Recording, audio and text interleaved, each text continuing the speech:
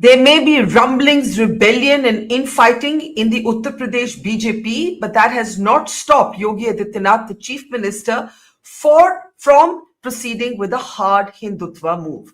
I'm Barkha Dutt, you're with the Mojo story. There have been rumors this entire week that Yogi Adityanath finds himself on a sticky wicket. A rather cryptic comment by BJP leader Keshav Prasad Maurya sent tongues wagging. Could Yogi Adityanath be replaced? That doesn't seem to be happening for the moment, even as there is talk of large-scale changes to Yogi Adityanath's cabinet. But in the meantime, the chief minister has proceeded with a hard Hindutva move. The Kavar Yatra that is scheduled to pass through the state in the next few days now has a new order, a new directive accompanying it.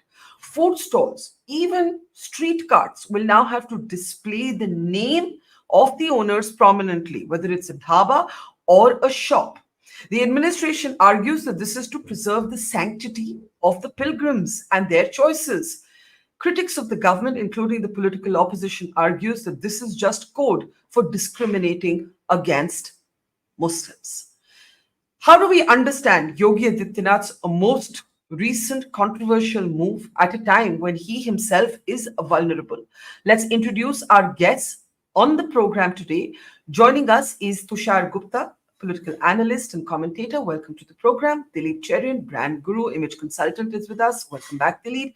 Also joining us is veteran journalist from Uttar Pradesh, Hemant Tiwari. Namaskar and welcome, Hemant ji. Ashwini Shahi, leader of the BJP, is with us. And also Sava Naqvi, veteran journalist and author, is with us as well. Let's start by, before we come to the Kavar Yatra and all the accompanying controversies, to also talk about the vulnerability of Yogi Adityanath and whether we can join the dots between that political vulnerability and his latest move. Let's play out for you the statement made recently by his colleague Keshav Maurya. Take a look. यहाँ जो कार्यकर्ता है उनसे इतना है कहूंगा, आवाज तो यहाँ सरकारी व्यवस्था में 7 साल बाद मिला।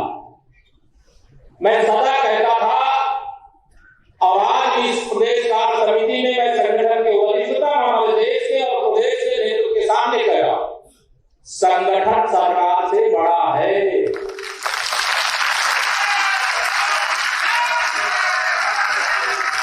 संगठन से बड़ा कोई नहीं होता है। संगठन सरकार से बड़ा है, बड़ा था, बड़ा रहेगा। संगठन सरकार से बड़ा है, था और रहेगा. This is what started rumors that the chief minister could be changed. That doesn't seem to be happening, but there is talk of large-scale changes in Adityanath's cabinet. In the meantime, comes this announcement कि जो ready वाला है, जिसका ढाबा हो, जिसकी छोटी दुकान हो, अब उनको नाम अपना लिखना पड़ेगा कि उनका नाम क्या है, so that pilgrims are able to decide whether they would like to eat at these places or not. This seems to be, according to critics, a case of economic and religious segregation. How do we understand this latest move? ये मुजफ्फरनगर में शुरू हुआ. Today the Yogi Adityanath government said ये पूरे प्रदेश में लागू होगा. अश्विनी जी, इसकी क्या जरूरत पड़ी? और इसको जब हम को जक्सटपोज करते हैं, जो बात चल रही है कि योगी आदित्यनाथ वीक हो गए, इनफाइटिंग है, his own party colleagues are not happy with him, आप किस तरह से ये दोनों ही पैरेलल डेवलपमेंट्स को देखेंगे? बरखा जी, देखिए, एक तो हमारे समझ में नहीं आ रहा है कि ये हाय तौबा क्यों मची हुई है। ये आदेश आया है, इसमें सिर्फ मुसलमानों को ही क्यों दिक्कत हो रही है, सिर्फ विरोधी दलों को ही क्यों दिक्कत हो रही है, मुस्लिम तुष्टीकरण करने वालों को ही क्यों दिक्कत हो रही है, अखिलेश यादव नाम छिपाने वालों के पीछे क्यों खड़े हैं? नाम तो बताना चाहिए ना। जब उत्तर प्रदेश में 2006 से फूड सिक्योरिटी एक्ट लागू है और उसका लाइसेंसिंग प्रणाली की बात होती है कि उसमें नाम और पता सबको लिखना पड़ता है, तो खाने वाले दुकानों पर क्यों इसमें हाय तौबा?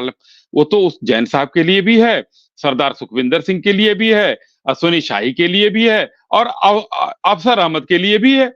ये सबके लिए है, तो ये हाय तौबा क्यों मचाया जा रहा है? इसको हिंदू मुस्लिम का एंगल क्यों दिया जा रहा है? ये समझ में नहीं आ रहा, पहली बात। दूसरी बात, अगर मान लीजिए कि अब वो जमाना नहीं रहा कि जब यूसुफ खान जो है दिलीप कुमार बन के आते थे, हमारे सामने रहते थे, या मीना कुमारी का नाम चेंज होता था। अब तो शाहरुख खान के नाम से भी फिल्में चलती हैं, सलमान खान के नाम से भी फिल्में चलती हैं। तो इन लोगों को दिक्कत क्या है? इनको दिक्कत अगर ये है सिर्फ मुस्लिम कम्युनिटी को, सरदारों को दिक्कत नहीं है, जैनियों को दिक्कत नहीं है, ईसाइयों को दिक्कत नहीं है, हिंदुओं को दिक्कत नहीं है, ये फरमान सबके लिए है। पिछले साल क्या हुआ, एक मुजफ्फरनगर में ही माँ वैष्णो ढाबा बोल के कोई उस्मान या जो भी रहे हो वो चला रहे थे ढाबा। कांवड़ यात्रा एक बड़ी शुद्ध यात्रा होती है जिसमें लोग महीनों से पैदल चलने की प्रैक्टिस करते हैं, नमक जो है नहीं खाते हैं, सेंधा नमक पर अपने आप को रखते हैं और पवित्र कांवड़ का पानी लेकर जाते हैं, कहीं नीचे की गंदगी में भी नहीं रखते हैं। लेकिन कुछ दिनों पहले से आप देखिए सोशल मीडिया पर किस तरीके से सेव में थूक कर दिया जाता था, किस तरीके से जो है क्या क्या किया जाता था वो कहने की जरूरत नहीं है। तो वो मुजफ्फरनगर में ही वो बवाल हो गया उस ढाबे पे खाने के बाद कांवड़ियों के कि शुद्ध खाना यहाँ होगा, वैष्णो माता का नाम है तो हम चलें, तो पता चला वहां उस्मान मियां जो है कुछ बेच रहे थे। तो ये चीजों को बचाने के लिए अगर कांवड़ की शुद्धता को हमें बरकरार रखना है तो नाम लिखने में क्या बुराई है और इसको हिंदू मुस्लिम एंगल क्यों दिया जा रहा है? आपने कहा कि हिंदू मुस्लिम एंगल न्याय दिया जाए, फिर भी आपने उस्मान मियां की बात की। अगर हिंदू मुस्लिम एंगल नहीं है तो आप शायद उमंग की बात भी कर सकते थे, लेकिन आपने उस्मान की बात की। नहीं, देखिए जैन साहब के हाथ तो लहसुन प्याज भी नहीं पड़ेगा।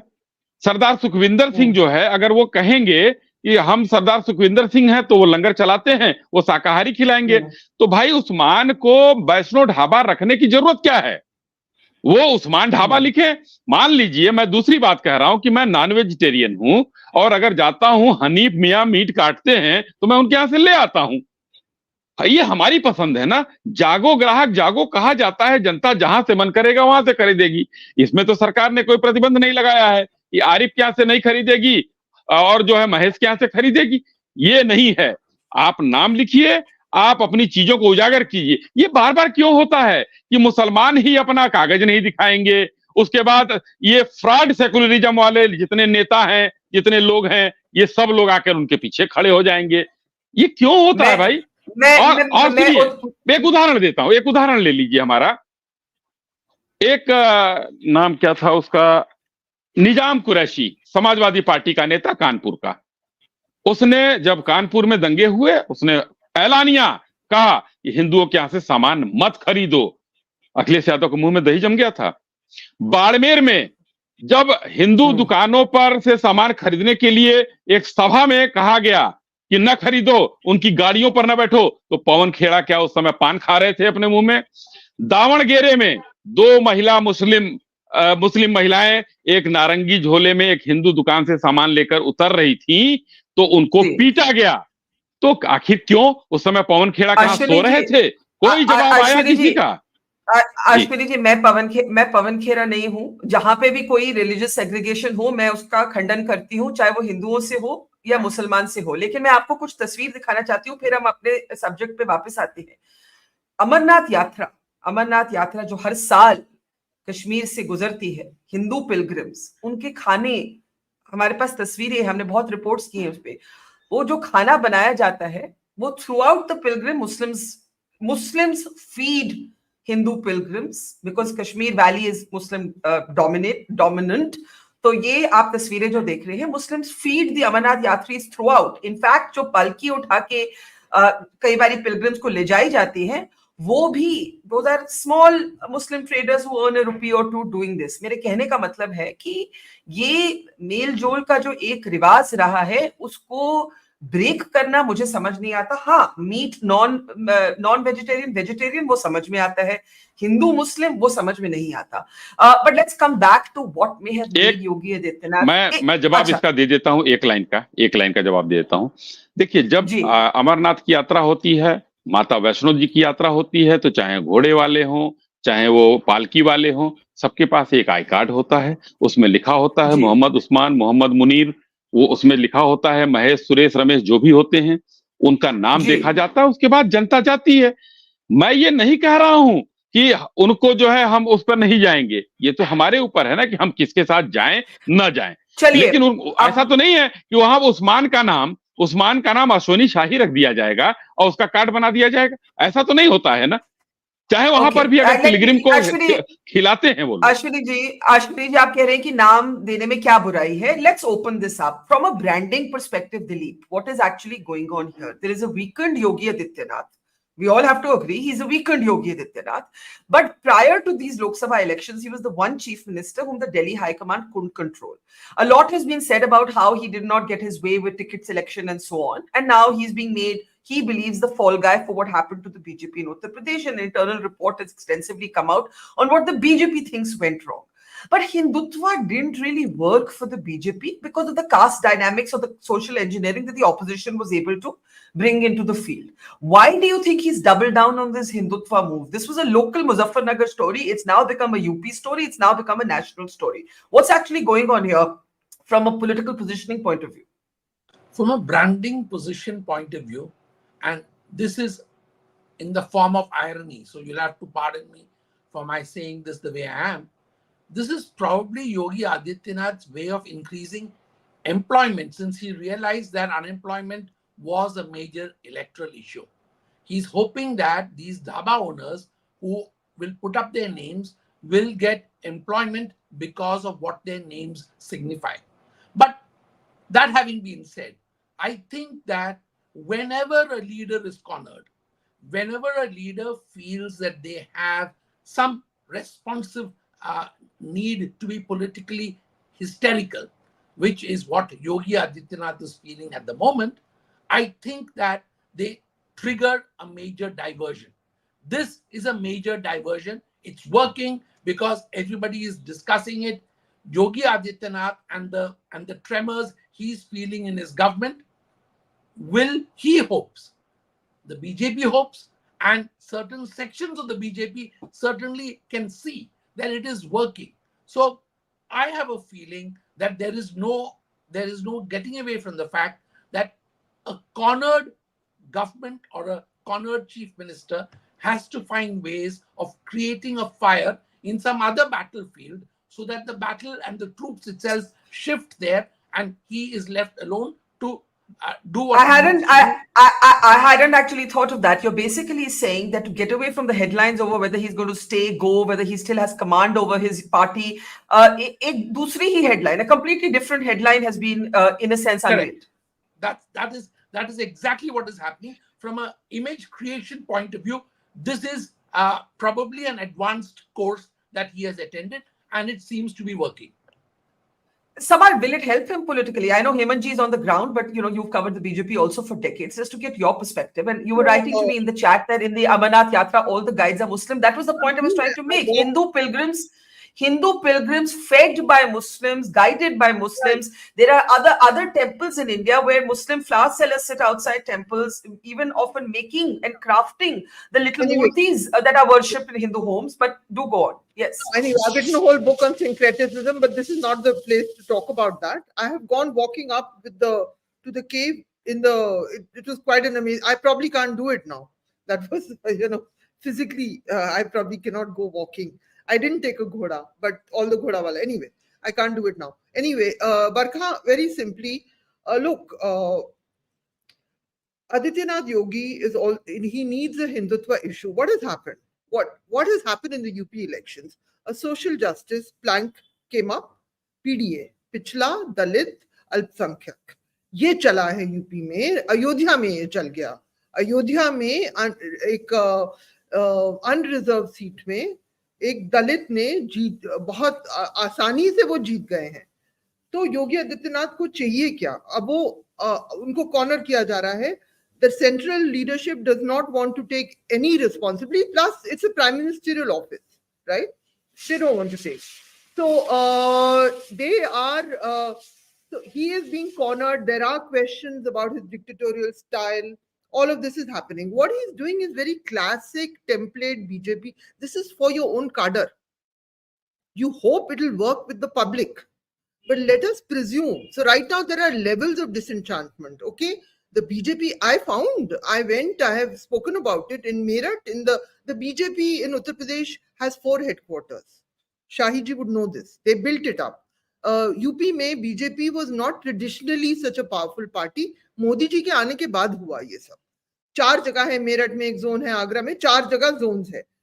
मुझे लोग मिले जिन्होंने कैंपेन नहीं किया, संघ के लोग, फोटो ली मैंने, बात की उनसे, ये सब हुआ है यूपी में। अब what does Yogi need to do? Two things. One is a distraction. I agree with Dilip, but Dilip, if you understand party organization, not only, let us say that Hindu Muslim is not working with the public. He will hope it works with the public, right? He will try because he is there for being a Hindutva face. Yogi ji Hindutva, Hindu हृदय सम्राट है मोदी जी के बाद. That is his calling. What he will do, he is trying to charge the cadres also. And Hindu मुस्लिम चीज में cadre excite होता है, तो it is going to be a point of friction कि यहाँ पे. अच्छा, मजे की बात ये है बरखा, जो कांवड़ यात्रा का रूट है सहारनपुर, मुजफ्फरनगर, शामली, यहाँ पे ये सब कराएंगे. सब सीटें हार चुकी है बीजेपी. सहारनपुर हारी, शामली हारी, मुजफ्फरनगर हारी, बुरी तरह हारी. मुजफ्फरनगर में तो ठाकुर ने इनके खिलाफ वोट दिया है, ठाकुर समाज, मुख्यमंत्री के समाज. फिर भी इनको हर हक है, कोशिश करें, जरूर करें. लेकिन जहां तक मैं शाही जी से, मेरी इनसे बहुत तमीज से बात होती है, मैं इनसे हिंदू मुस्लिम बात में नहीं लगूंगी.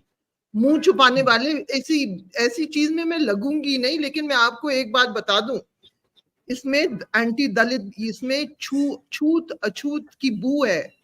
This will be built up as a return of purity, impure. Everyone Right. has a right to keep it in their personal space. But can I ask you something?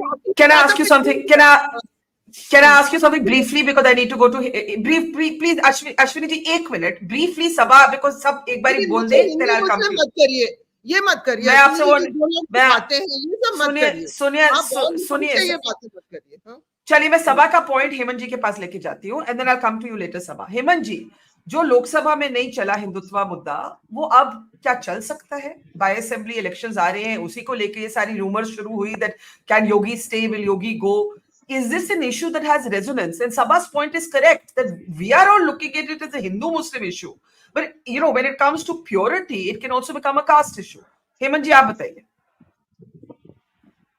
सबसे पहले तो बरखा जी, मुझे जो लगता है कि आने वाले 70 से 80 घंटों के बीच उत्तर प्रदेश में कुछ बड़ा हो सकता है, संगठन या सरकार दोनों के लिहाज से. आरएसएस के जो सह सरकार्यवाह हैं, अरुण कुमार कला रहे हैं, और यहाँ के 5 बड़े नेताओं को, योगी आदित्यनाथ, दोनों deputy chief ministers, party president and general secretary organisation Dharmpal Singh, इन 5 को लखनऊ में रुकने कहा गया है. केशव मौर्य को प्रयागराज जाना था, उन्होंने अपना कार्यक्रम बदल दिया. सब लखनऊ. आज अरुण कुमार आ जाएंगे, कल परसों मीटिंग होगी, उसके बाद कुछ सामने बड़ा. जब आप कहते हैं ये क्या बड़ा, जब आप बड़ा कहते हैं, इसका मतलब क्या है? Do you think leadership change is still possible, या फिर कुछ और? देखिए, लीडरशिप चेंज होने के बारे में तो मैं कुछ नहीं कह सकता हूँ. ये बड़ा डिसीजन है और भारतीय जनता पार्टी शायद अभी इस विषय पर कोई निर्णय न लेना चाहे, लेकिन कुछ बड़ा तो होने वाला है, ये आप मान के चलिए. नंबर 1. नंबर 2, इसमें कोई शक नहीं कि योगी आदित्यनाथ ने पैन इंडिया अपनी एक जो इमेज बनाई है, उन्होंने प्रूव किया है जिस नाते उनको लाया गया था. 2000 झगड़े की राग की जड़ कहां से? 2017 में केशव मौर्य की अध्यक्षता में, he was party president, Bharatiya Janata party ने रिकॉर्ड थम्पिंग मेजॉरिटी से 325 विधायकों की सरकार बनाई थी. तो एक नेचुरल क्लेमेंट अपने आप को मान रहे थे केशव मौर्य, और वहीं से इन दोनों लोगों के बीच में जो मतभेद की बात शुरू हुई. और आपको अगर ध्यान होगा तो एक बार उत्तर प्रदेश की, मेरा अपना खुद का मानना है कि योगी आदित्यनाथ एक अच्छे एडमिनिस्ट्रेटर हैं, चीजों को बहुत अच्छे समझते हैं, पूरे देश में उनकी डिमांड होती है.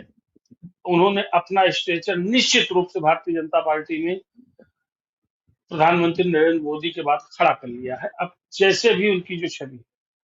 लेकिन आपको एक चीज याद दिला दूं, उत्तर प्रदेश की विधानसभा में करीब 200 के आसपास विधायक अपने सरकार के खिलाफ ही धरने पर बैठ गए थे. ये पिछली गवर्नमेंट की बात है, जो योगी गवर्नमेंट 1 थी उसमें. उसके बाद आपने देखा होगा कि सीए और एनआरसी को लेकर के पूरे देश में प्रदर्शन होने लगे और दिल्ली में तमाम जगह प्रदर्शन हुए, तमाम तोड़-फोड़ हुई। यूपी में तोड़-फोड़ हुई तो योगी जी ने एक काम किया, फिर उन्होंने उस वक्त ये कट्टर हिंदुत्व का कार्ड खेल दिया।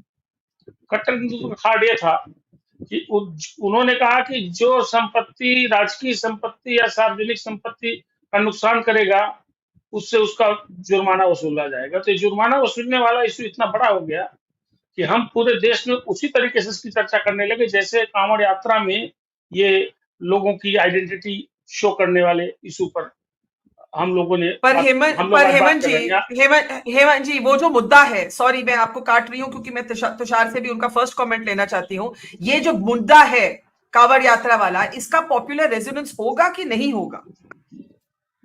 देखिए, दो बातें हैं बड़ी इस वक्त टेढ़ी हैं। टेढ़ी ये क्या है कि एक डिसीजन ले लिया योगी आदित्यनाथ ने। ये तो अगर आप एथिकली देखें तो 2006 का जो एक्ट है, खाद्य औषधि सुरक्षा और मानक अधिनियम, ये तो कांग्रेस की गवर्नमेंट में लागू किया गया था। लेकिन यहाँ सवाल उठता है कि अभी इसकी याद क्यों आई, खाली कांवड़ यात्रा के दौरान? दूसरी बात, कल जो आदेश निर्गत किए गए थे वो ये थे कि कांवड़ यात्रा पर पड़ने वाली दुकानों या रेहड़ियों को अपना दिखाना पड़ेगा। आज उसको पूरे उत्तर प्रदेश के लिए, यानी जो कानून था उसको लागू करने के लिए, पैन यूपी करने के लिए मुख्यमंत्री ने आदेश दे दिए हैं। तो इस दृष्टि से तो यही लगता है, दरअसल दिक्कत क्या थी इसको समझिएगा। पिछली बार 2-3 इंसिडेंट्स हो गई थी। हालांकि मैं एक बात बताऊं, मैं खुद धार्मिक व्यक्ति हूँ।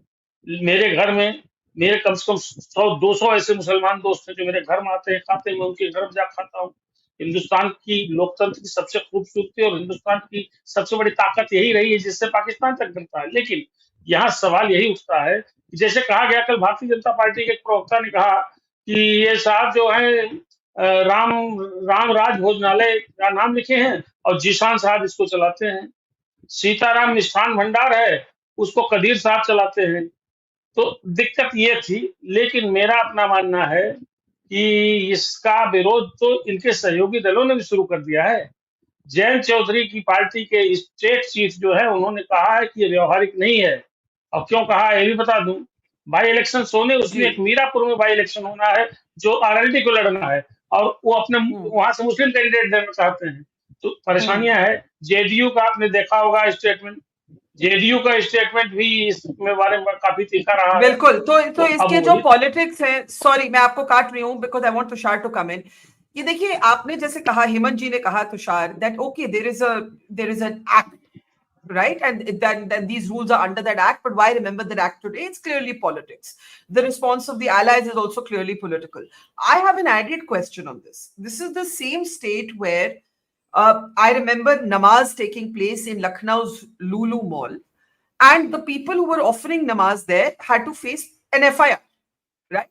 This is the same state where halal certified products were banned from 2023 onwards. And in fact, in today's announcement also, it is clearly said that halal products cannot be sold anywhere along the route.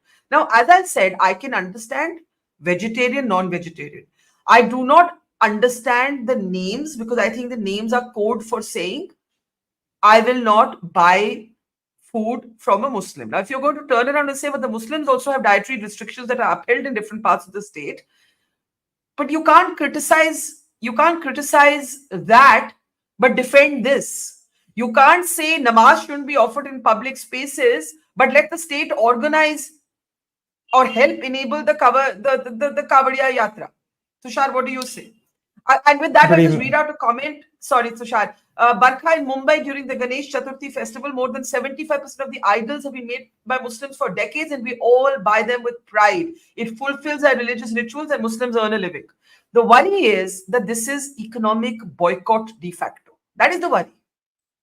Okay, but good evening, Barkha. But aren't we contradicting ourselves here? Look, you see the comment that was just posted below. Sabha spoke about the Amarnath Yatra. I myself have been to Sri Vaishno Devi Mata Mandir, and I see a lot of people coming from Kashmir to work there as porters and whatnot.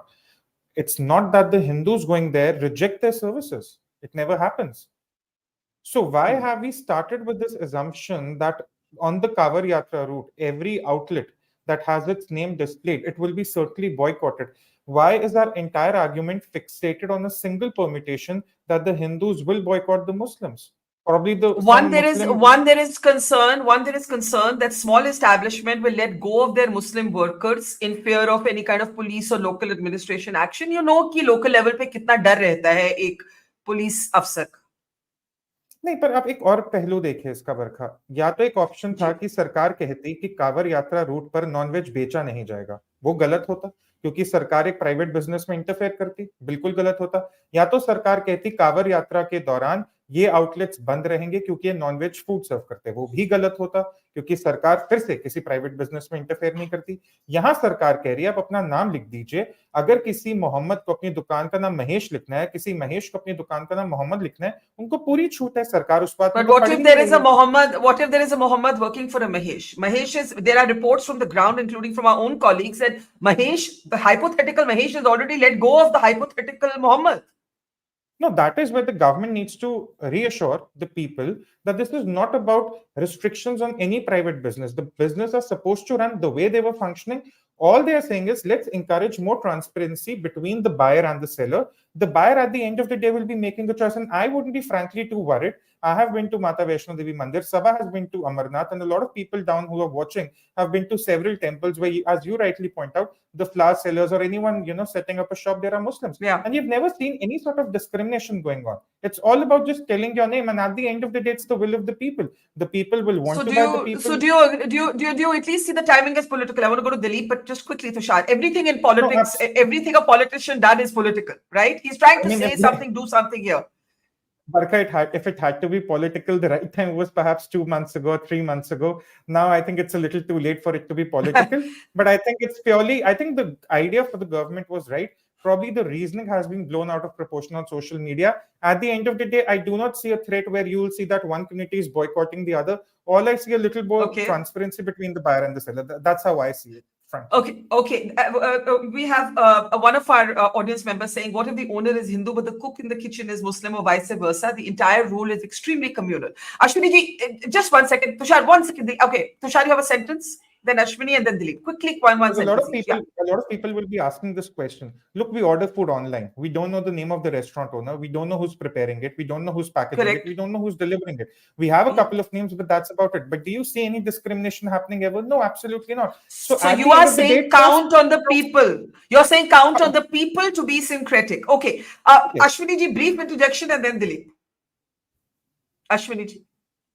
जी, बरखा जी, देखिए, कुल मिलाकर जो ये बहस हो रही है, मैं स्पष्ट रूप से कहना चाहता हूं, ये हिंदू मुस्लिम कहीं नहीं किया गया। सरकार ने कोई मुझे आदेश दिखा दे, सभा जी या हेमंत जी या आप दिखा दीजिए मुझे, इसमें हिंदू मुस्लिम किया गया है। अगर देखिए गंगा जमुनी तहजीब की बात यहाँ पर हिंदुस्तान में होती है, कितना अच्छा होता, माँ वैष्णो ढाबा लिखा होता और नीचे लिखा होता प्रोप्राइटर बकरुद्दीन, कितना अच्छी बात है। ये तो गंगा जमुनी तहजीब का एक मिसाल होती कि ऊपर लिखा होता माँ वैष्णो ढाबा, नीचे लिखा होता प्रोप्राइटर यासीन अंसारी, तो अच्छी चीज होती ना। तो ये तो हमारे ग्राहक हम हैं, ये हमारे ऊपर है। सरकार कहीं नहीं कह रही है कि आप बदरुद्दीन के यहाँ से सामान मत खरीदिए, खाना मत खाइए, या रमेश के यहाँ से मत खाइए। आपकी जहां इच्छा हो वहां जाइए, क्योंकि हिंदुस्तान में 47 के बाद जो रह गए हैं वो हमारे हिंदुस्तानी हैं। जो मुस्लिम धर्म के आधार पर देश बटा वो चले गए पाकिस्तान, जिसको जाना था। यहाँ ताजिया में हिंदू भी अपना काम करते हैं। जो चुनरी जो है कढ़ाई होती है वो मुस्लिम भाई करते हैं। हिंदुस्तानी औरतों के सुहाग की चूड़ियां मुस्लिम बनाते हैं, वो पहनती हैं। अभी सावन आ रहा है, चूड़ियां भी पहनेंगी, तो कोई उसमें मनाही नहीं है और ना सरकार कहीं कह रही है। लेकिन सरकार को सिर्फ ये बताइए, ये अनावश्यक रूप से हिंदू मुस्लिम तूल क्यों दिया जा रहा है और आक्षेप भारतीय जनता पार्टी पर लगाया जा रहा है। पूरा बात कर लेने दीजिए बरखा जी, थोड़ा सा देखिए, ये मुद्दा जो है बहुत ही सेंसिटिव है और हर जो भारतीय जनता पार्टी विरोधी मानसिकता के राजनीतिक दल हैं वो लोग इस चीजों को हिंदू मुस्लिम में बढ़ा रहे हैं। इसको मैं पहले भी मैंने कहा कि भाई ठीक है, अगर हिंदू मुस्लिम पर ही आते हैं, जिसको मुस्लिम हैं, अगर उनको बहुत अच्छा है नाम बदलना है तो भाई हमारे यहाँ मैं कहता हूँ धर्म वापसी कर लो, घर पे आ जाओ, घर वापसी कर लो, क्योंकि तुम्हारे पिताजी दादाजी कोई भी तो चाहे ठाकुर साहब रहे होंगे या पंडित जी रहे होंगे। अच्छा सुनिए अश्विनी जी, अब तो कहीं और चले गए। और मैं हेमंत जी को थोड़ा सा, हेमंत जी से थोड़ा सा, अश्विनी जी, हेमंत जी हमारे बड़े भाई हैं, इनको थोड़ा सा एक वो कर रहा हूँ। हेमंत जी उन्होंने शुरुआत में कहा कि कुछ होने जा रहा है बड़ा। देखिए, राजनीति में हेमंत जी, आप लोगों ने बहुत ऊंची परख रखी है, आप लोगों ने बहुत काम किया है और उत्तर प्रदेश को पैनी नजर रखते हैं, लेकिन कहीं भी अगर कुछ होने वाला होगा तो सामने आ जाएगा राजनीतिक रूप से। कहीं अब मान लीजिए कि अध्यक्ष जी हमारी नैतिक जिम्मेदारी ले चुके हैं, कुछ भी हो सकता है, तो उस पर उसको इन चीजों से हम न जोड़ें, क्योंकि कि आगे आने वाले चुनाव की वजह से ये किया गया है।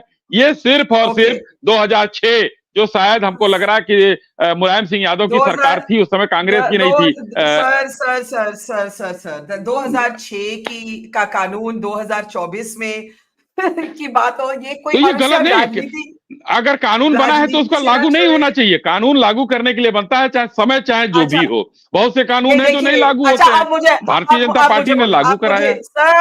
सर मुझे बोलने दीजिए। अब एक कमेंट आता है, Barkha, nothing wrong with the government order, it's the timing, it sounds morally like Teddy Roosevelt's famous line, speak softly but carry a big stick, I smell a political rat here. Let's come back to the politics for a moment, Dilip, and then Sabha, and then I'll come back to Tushar. Dilip, you said it's a headline diversion. Let's change the conversation. While people are all speculating, is Yogi Adityanath weakened? Is there a rift in the BJP? Is there a rift between Delhi, the central command of the BJP, and Yogi Adityanath? What is the RSS going to do? Hemant Tiwari is telling us, "बहुत बड़ा कुछ होने वाला है." We changed the headline, but the headline is changed with a purpose. Either the purpose is let's energize the base that wasn't energized, as Sabha said, but it's risky because the Dalit vote shifted in the Lok Sabha elections. And if this is seen, this pure impure is seen not just as Hindu Muslim, but also as upper caste and Dalits, then it could have a very different consequence. It comes with its risks, this attempt to change the headlines. Also the allies, Jayant Chaudhary, JDU, it's all risky. You know, the risk exists. But I think that Yogi Adityanath knows that this is yet another period of his chief ministership when he needs to play the big no trumps game, if you know bridge. So he's playing the big no trumps cards, and he knows that he has to take those risks. The second thing is that if by any chance anyone wants to believe all this measured stuff about, oh, there is nothing wrong, this is, Ganga, Jamuna, Tehzeeb kind of stuff, the fact is that you can actually achieve the objective of what the act was saying by having a certificate somewhere which talks about the ownership of the establishment. The idea of having to display it prominently has many other implications. Secondly, I tend to believe Hemantji's thesis that something is about to happen. Sabha's point about this turning on its pivoting on to a clean, unclean caste argument is something which probably the other parties are able to sense. JDU and others are sensing that. And I think that they recognize that this game could actually get out of their hands if they are seen on the side of this government, i.e. of Yogi Adityanath. So I think the central leadership will have to take a call as to what this means for them at the center. And for them, the center matters more than any state or any by-election. That's well said. Sabha, do you want to come in on that? Chandrababu Naidu and Nitish Kumar have confined their asks to special packages for their states. Yeah. But if ground reports start emerging that during the course of this yatra, if you have Muslim testimonies from the ground saying someone acted, misbehaved with us, or if you have Dalit testimonies from the ground saying that we were discriminated against. But I will pick up Tushar's point. Why not count on the basic sort of wisdom and tolerance and generosity of the Indian people, not generosity like they're doing someone a favor, but the fact that we look at each other with generosity. For example, Atul Bhardwaj says, had it not been for our Muslim brethren in Kashmir, 90% of devout Hindus would not even be able to reach Baba Amarnath. So, why not just believe that most people feel like this? Believe and do what? Start walking around with a name tag. If you give me 2 minutes. My grandfather was a criminal lawyer in Lucknow, right? For years. He had a small practice in Kacheri Road for years. Then after the Ayodhya, after the Babri Masjid fell, because it was dangerous, people removed his nameplate. It was a shocking thing for him that it had to happen. Anyway, whatever it was, his health deteriorated, he died. Everybody was told you have to hide your nameplates. Anyway, I'm just forget that. But the point is, it's tragic that we have to say this, but I don't even want to get into the Hindu Muslim. It is, of course, the SP. I know them. They're delighting. They're saying ये छूत अछूत होने वाला है. इसमें और कुछ है नहीं. ये लोग बेवकूफी कर रहे हैं. But remember, Adityanath Yogi himself has a cult following within the BJP. Regardless of right now, he is being cornered by people in his own party. But please recall what was, as the chief of the, he also has a group called the Hindu Yuva Vahini. Which, what did it do? What was their main task? To go and tell Muslim ठेलावालास ये मत करो, अंडा ये सब वही करते थे. तो वो फिर से, it is not, he is returning to what his comfort base. He is returning to his comfort base. He's been given a long rope to hang himself. कि आप जाके 10, ठीक है, आप 10 वो बाय इलेक्शन जीतो.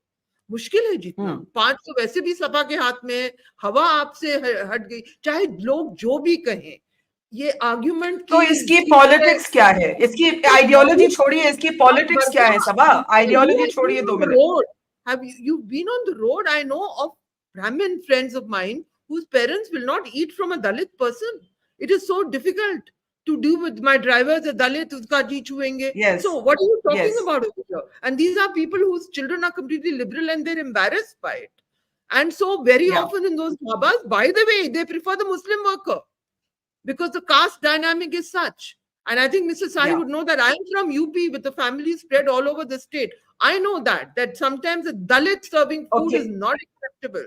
Now when you're getting into identities, अब अभी तो सामाजिक न्याय की बात ऊपर आई है यूपी में. आप लोग गलती करें लेकिन करिए, जरूर करिए, क्योंकि ये कानूनी व्यवस्था, it will be in unconstitutionally Okay, wrong. Ashwini ji, please. कितना भी चाहे कहिए, क्यों छुपा रहे? कोई नहीं छुपा रहा. जाइए, आप जाइए, दलित से भी पूछिए, सबसे पूछिए. ये जाटव ढाबा है, ये वो ढाबा है ही नहीं उन बेचारों के पास. वो दूसरों के ढाबे में काम करते हैं और ज्यादातर मुसलमान उनको एम्प्लॉयमेंट देते हैं. तो अच्छा अश्विनी जी, बहुत ब्रीफली, संक्षेप में, बहुत ब्रीफली मैं सबा जी को एक वास्तविकता से मैं रूबरू कराना चाहता हूं, चूंकि यूपी से आप हैं और हम लोग कम से कम 10 डिबेट तो आप यहाँ कर चुके होंगे. देखिए, ये फिर हम लोग इसको दलित, मुस्लिम, जाटो इस पर ले जा रहे हैं. ये टोटली गलत है, पहली चीज. दूसरी बात, आपने हिंदू वाहिनी की बात की और आगे की बात की. मैं एक उत्तर प्रदेश में गोरखपुर के बगल में संत कबीर नगर जिला है, वहां एक सिमरियावा जगह है. वहां के जगह पर काफी ज्यादातर मुस्लिम आबादी है. आज से 20 साल 25 साल पहले वहां पर हिंदुओं को, चाहे दलित हो या कोई भी जात का हो, हिंदुओं को जो कमजोर होते थे उनको लाशें जलाने का अधिकार नहीं था. मुस्लिमों ने नहीं दिया था. वो इसलिए नहीं दिया था कि आप लाश जलाते हो और उसकी धुआं हमारे यहाँ आता है, पर्यावरण हमारे यहाँ नुकसान होता है, हमारे घरों में धुआं पहुंचता है. ये मुस्लिमों ने कर रखा था, तो लोग ले जाकर वहां पर 50-60 किलोमीटर दूर वहां पर अग्नि दाह करते थे.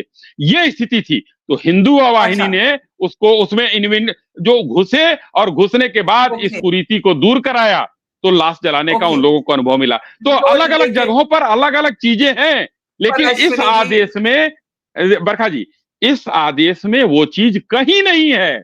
ये कुरीतियां कहीं मुस्लिम हावी है, कहीं हिंदू हावी है, कहीं कोई हावी है. वो अलग चीज है. कि आपने जैसे कहा, आप कह रहे हैं कि इसमें ना धर्म है ना जाति है, पर इसकी परसेप्शन क्या रहेगी? इसकी परसेप्शन वो जो करने वाले करें. अच्छा, एक minute. Tushar, and then we'll give the last word to Hemant. We have to start closing. Tushar, my only submission aside of the politics is, let's have the same standard for people of all faiths. If we say religion should not be brought into the public space, let's have that as much for Muslims as for Hindus. If we say azan is a problem, let's have that for Jagrans. If we say halal certification or is a problem, even though that doesn't actually economically segregate anybody the best we know, then let's apply that to other faiths also. And in reverse, I know that in sabka vice versa bhi true hai. I am just saying a uniform standard, one standard, where we talk about the intersection between religion and politics. That is the problem I see. But just one correction there. Halal is discriminatory for those who may want jhatka meat. So, just on one perspective. But both are available. But both are available also mostly in our markets. Not as accessible. Okay. But two things. One, you talk about this uniform standard. I totally agree with it, but I wouldn't want the state to drop that uniform standard. I would leave it to the will of the people. And for that, the lowest common denominator is the name of the person. Whatever their name is, let the people decide. Again, I'm saying I'm sitting in Delhi right now. There's a famous outlet by the name of Khan Chacha. Do you think only Muslims order from there? Hindus order as well, Sikhs order as well. There's no discrimination at all. So why have we assumed that there would be certainly a discrimination? I was listening to Sabaji also, and she said there were some testing times in the 90s when the nameplate had to be taken down. And of course, those were testing times. But contrary to what we are asking for today is, people should put up their names unapologetically, proudly, run the establishment in the name they want to without any inhibitions, and let people be the judge of it, not the state. So I really don't understand where the problem is. Why can't we trust the people who are already practicing absolutely no discrimination to continue the practice further? This would be true if there's no heavy hand of the police, no fear of the local administration, right? If you leave it to the people, then there should be no administration implementing this, marching into establishments, saying, "Yahan kaun kaam karta hai? Show us your ID," because it's right. Would you agree with that at least? And then I really do have to give the last word to Hemanji. Yeah, a brief answer. If the police heavy hand or the administrative heavy hand had to be there, they would have issued a decree which would have said no non-veg. That's what I started the debate with. That the state would have interfered with the private businesses. It did not, which is the right thing. Let me pick up the last point to Hemanji. जब ये announcement आई तो ये पहले मुजफ्फरनगर की police से आई. जब बहुत शोर हुआ सोशल मीडिया में तो उन्होंने क्लियर किया कि ये वॉलंटरी है. Yogi ji could have left it there as a voluntary thing. उन्होंने कहा नहीं, ये voluntary नहीं है, ये पूरे प्रदेश में अप्लाई होगा and it is mandated. हम इसको इंप्लीमेंट कर रहे हैं, तो इसमें सरकार का अब रोल रहेगा. It's no longer voluntary, it's no longer suggestion. Hemant ji, इसका political consequence coupled with your announcement की कुछ बड़ा होने वाला है यूपी में, इसका पॉलिटिकल इंपैक्ट क्या रहेगा और क्या बड़ा होने वाला है? थोड़ा तो हिंट दीजिए. नहीं, कुछ बहुत बड़ा होने वाला है. शाही जी थोड़ा हमारे मित्र हैं, भाई हैं, कुछ हमको लग रहा है गलत डायरेक्शन में सोच गए. अभी 20 और 21 की मीटिंग होने दीजिए. ज्यादा दूर और ज्यादा देर नहीं है, वो तो है. लेकिन अभी जो आपने प्रश्न किया, भाई देखिए, तकनीकी दृष्टि से, विधिक दृष्टि से, लीगली एंड टेक्निकली आप इस डिसीजन को चैलेंज नहीं कर सकते हो. जो अभी ये फैसला सरकार का है कि सबको अपना नाम, प्रोप्राइटर्स नेम और उसकी दुकान का नाम और तमाम चीजें दिखानी पड़ेगी, लाइसेंस नंबर दिखाना पड़ेगा. इस सब की व्याख्या ऑलरेडी उस एक्ट में है, जिस एक्ट को अब लाया जा रहा है. सवाल यह है कि ये एक्ट इसी वक्त क्यों आया, इसी वक्त ऐसी कौन सी दिक्कत आ गई, ये एक्ट लाया गया. आपने कहा पॉलिटिकल क्या असर पड़ेगा. देखिए, बड़ी सीधी सी बात है, अंक गणित यानी अर्थमेटिक बहुत क्लियर है. मुसलमानों को कहाँ मिलते हैं? सबका साथ सबका विकास भले भारतीय जनता पार्टी कर ले, लेकिन 2024 के पार्लियामेंट्री इलेक्शन में उत्तर प्रदेश में जिस तरीके से इंटैक्ट वोटिंग हुई है मुसलमानों की, आज के पहले किसी चुनाव में कभी भी, मैं भी 40 साल से जर्नलिज्म कर रहा हूँ, कभी इस तरह की वोटिंग नहीं हुई, पहली बार हुई. तो साहब उनका वोट तो मिलना नहीं है. अब माहौल जो बनेगा, देखिए, इस वक्त भारतीय जनता पार्टी ने 2014 के बाद क्या सिस्टम किया था उत्तर प्रदेश में. उन्होंने यही तो किया था कि एक ब्रॉडर अम्ब्रेला क्रिएट करो, जो जाति खांचे जो हैं, जो जाति गोलबंदी उससे बड़ा हो, जो धार्मिक आधार पर हो. तो योगी आदित्यनाथ तो उत्तर प्रदेश में बीजेपी के कट्टर हिंदुत्व के पोस्टर बॉय की तरह लाए गए थे और उन्होंने अपने आप को प्रूव किया. आज उनकी जो फॉलोइंग है पूरे पैन इंडिया, वो इसी वजह से, जो उनकी भाषा नहीं जानते हैं साउथ में, वो भी उनको देखने जाते हैं. मैं ऐसा नहीं कर रहा जो मेरे ख्याल में शाही जी ने समझा, लेकिन इतना मुझे खबर है कि चाहे संगठन की दृष्टि से, चाहे सरकार की दृष्टि से, something big is to happen. और ये जो 2 दिन की बैठक है, 2 दिन की बैठक के बाद कोई बड़ा कॉन्क्रीट डिसीजन निकलेगा उत्तर प्रदेश में. आप सभी को न्योता देती हूं कि उस अनाउंसमेंट के बाद आप सब वापस आए. We'll be able to better connect the dots between the announcement today and the announcement on that day. We leave it there to Ashwini, Tushar, Sabha, Dilip, and Hemant. Thank you, and to our audience, see you tomorrow. It's great to see you here. Thank you for watching our work. If you haven't subscribed yet, don't forget to click the bell icon and subscribe to Mojo Story and support independent, robust journalism.